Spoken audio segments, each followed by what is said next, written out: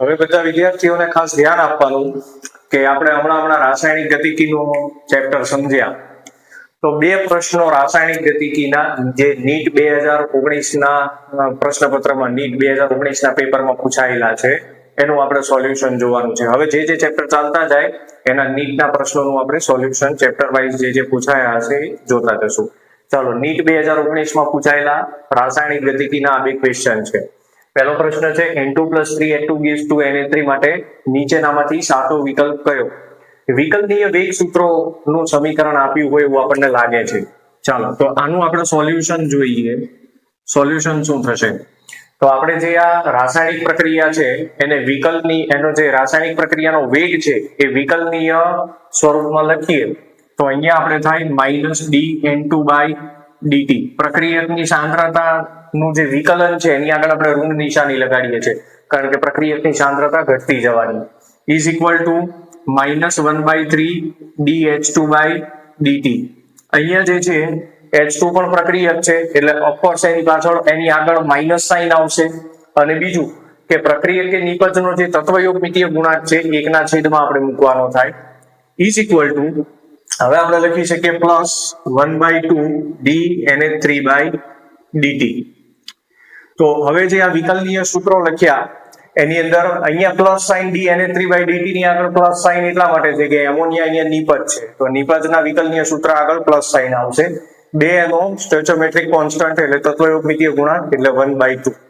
તો આ જે રિલેશન છે આપણને આ ઓપ્શનમાં રિલેશન ક્યાં મળે છે? તો અહીંયા જુઓ -dN2/dt ઇઝ ઇક્વલ ટુ આપણે લખી શકીએ +1/2dNH3/dt. તો એ મુજબ જે ઓપ્શન સી છે એ આનો સાચો જવાબ થાય. બીજો જે પ્રશ્ન છે એનું સોલ્યુશન જોઈએ. ચાલો, કેમ કે જે પ્રથમ ક્રમની પ્રક્રિયાનો વેગ અચળાંક k હોય તો 99% પ્રક્રિયા પૂર્ણ થવા માટે જરૂરી સમય કેટલો?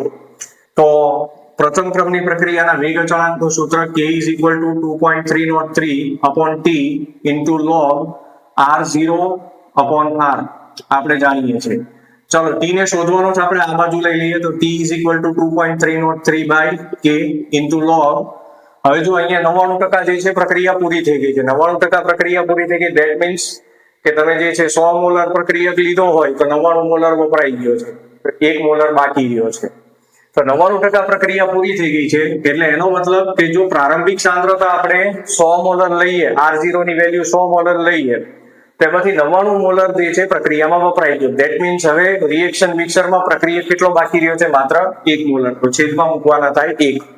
તો t = 2.303/k * log 100/1 એટલે આપણે 10 નો વર્ગ લખી શકીએ તો 2.303/k.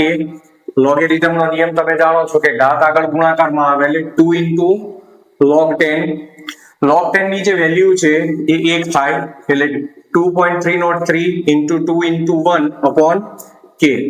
તો t = 2.303/k કરશો તો 2 3 6 0 6.4 4.606/k જેટલો સમય લાગે. તો આમાં જે ઓપ્શન સી છે એ આપણો આન્સર થાય. તો આવી રીતે આપણે જે ચેપ્ટર આપણે સમજતા જશું એના નીટના ક્વેશ્ચન્સ જોતા જશું.